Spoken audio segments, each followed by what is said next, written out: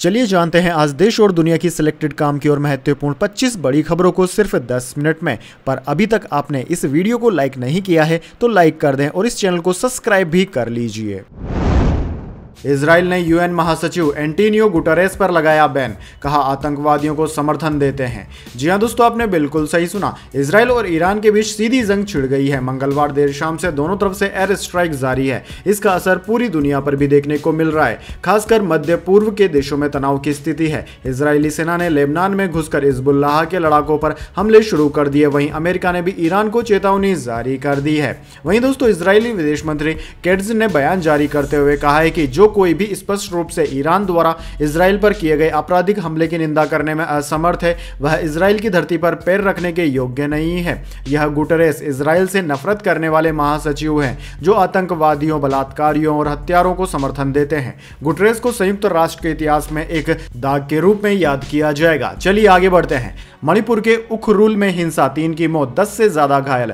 जमीन विवाद में 2 पक्षों में फायरिंग। चूरा चांदपुर में उग्रवादी की हत्या। जी हां दोस्तों, मणिपुर के उखरुल जिले में बुधवार को नगा समुदाय के 2 पक्षों के बीच गोलीबारी हुई। इनमें 3 लोगों की मौत की खबर है। 10 से ज्यादा घायल हुए हैं। पुलिस ने भारतीय न्याय संहिता BNS की धारा 163 2023 की उपधारा 1 के तहत इलाके में निषेधाज्ञा लागू कर दी है। अगले आदेश तक लोगों के घरों से निकलने पर रोक रहेगी। पुलिस ने बताया कि दोनों पक्ष नगा समुदाय के ही हैं, लेकिन हुनफुन और हंगपुंग नाम के 2 अलग अलग गांव के हैं। दोनों पक्ष एक जमीन पर अपना दावा करते हैं। स्वच्छता अभियान के तहत विवादित जमीन की सफाई को लेकर दोनों पक्षों के बीच हिंसा हुई। इलाके में असम राइफल्स को तैनात कर दिया गया है।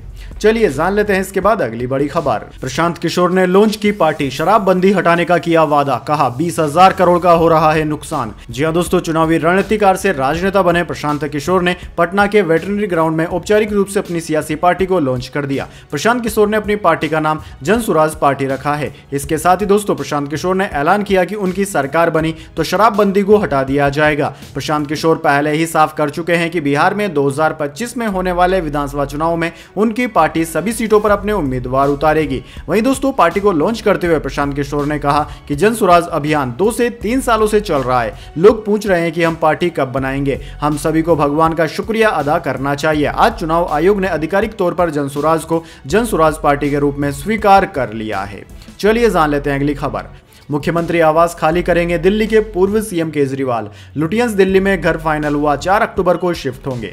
जहां दोस्तों, दिल्ली के पूर्व सीएम अरविंद केजरीवाल नए घर में शिफ्ट होंगे। बुधवार को आम आदमी पार्टी ने कहा कि केजरीवाल के लिए मंडी हाउस इलाके में घर फाइनल हो गया है। फिरोज शाह रोड पर आम आदमी पार्टी के राज्यसभा सांसदों को आवंटित 2 बंगलों में से एक में केजरीवाल रहेंगे। आम आदमी पार्टी के मुताबिक दोनों बंगले पार्टी मुख्यालय से कुछ मीटर की दूरी पर ही है। केजरीवाल 4 अक्टूबर को फ्लैग स्टाफ रोड स्थित सीएम आवास खाली करके यहां आएंगे। केजरीवाल ने भी नवरात्रा में सीएम आवास खाली करने का बोला था। दोस्तों, केजरीवाल ने 17 सितंबर को दिल्ली के मुख्यमंत्री पद से इस्तीफा दे दिया था। इसके बाद आम आदमी पार्टी ने केंद्र सरकार से केजरीवाल को नेशनल पार्टी के प्रमुख के तौर पर आवास मुहैया करवाने की मांग की थी। चलिए जान लेते हैं अगली खबर। Trainee doctor rape murder case, junior doctors ने मार्च निकाला। 12 दिन बाद वापस हड़ताल पर, कहा सुरक्षा पर ममता सरकार का रवैया पॉजिटिव नहीं है।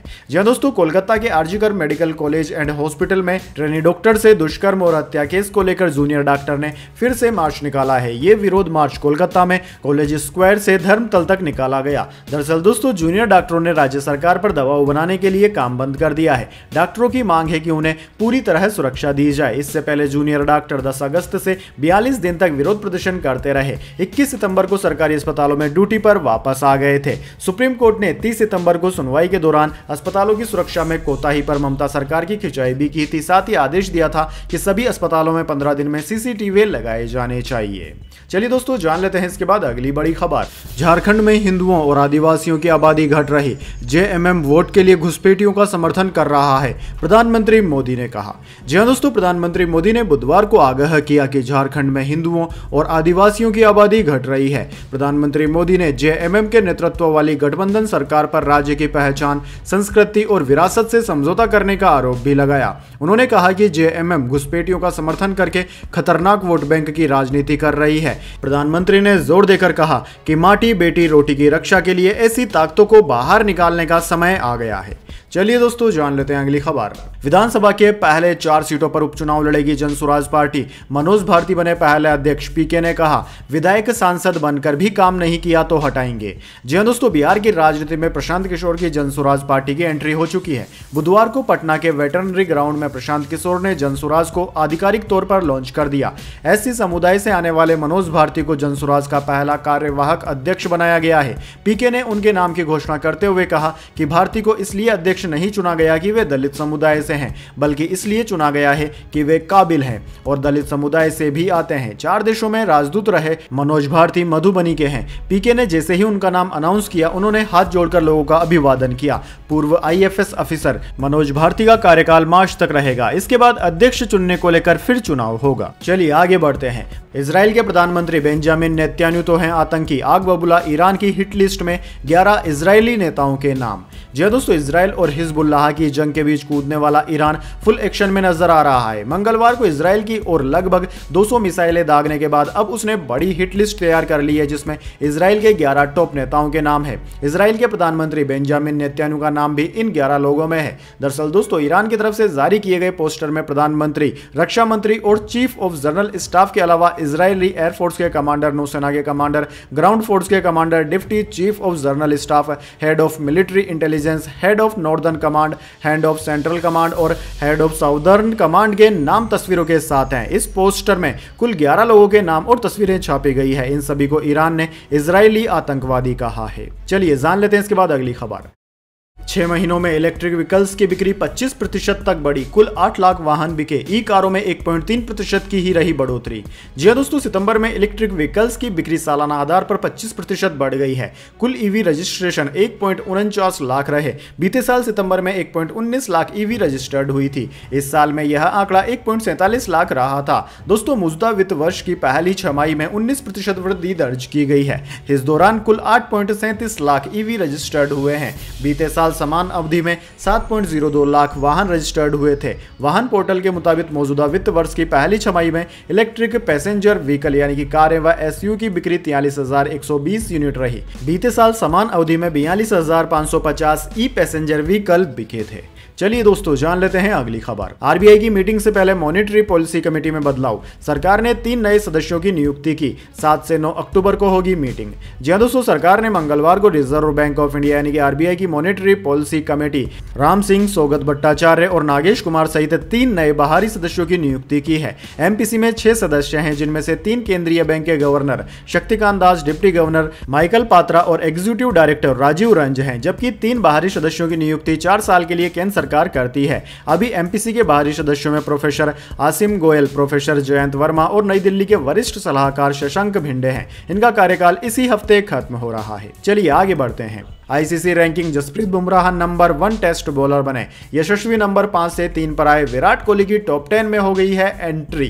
जी हां दोस्तों, Jasprit Bumrah ICC test ranking में दुनिया के नंबर 1 गेंदबाज बन गए हैं। उन्होंने बांग्लादेश के खिलाफ टेस्ट सीरीज में 11 विकेट झटके थे, जिसका उन्हें फायदा मिला। वहीं दोस्तों, बुधवार को जारी ताजा रैंकिंग में बुमराह के नाम 870 रेटिंग पॉइंट्स हैं, जबकि एक अन्य भारतीय गेंदबाज रविंद्र अश्विन 869 रेटिंग पॉइंट्स के साथ दूसरे स्थान पर है। रविंद्र जडेजा 809 पॉइंट्स लेकर छठे स्थान पर है। बैटर्स की बात करें तो यशस्वी जायसवाल नंबर 3 पर आ गए हैं, जबकि विराट कोहली की भी एक बार फिर टॉप 10 में वापसी हो गई है। वे 6 पायदान की छलांग के साथ छठे नंबर पर आ गए हैं। वहीं कप्तान रोहित शर्मा को 5 स्थान का नुकसान हुआ है और वे 10वें से फिसलकर 15वें स्थान पर चले गए हैं। चलिए जान लेते हैं अगली खबर।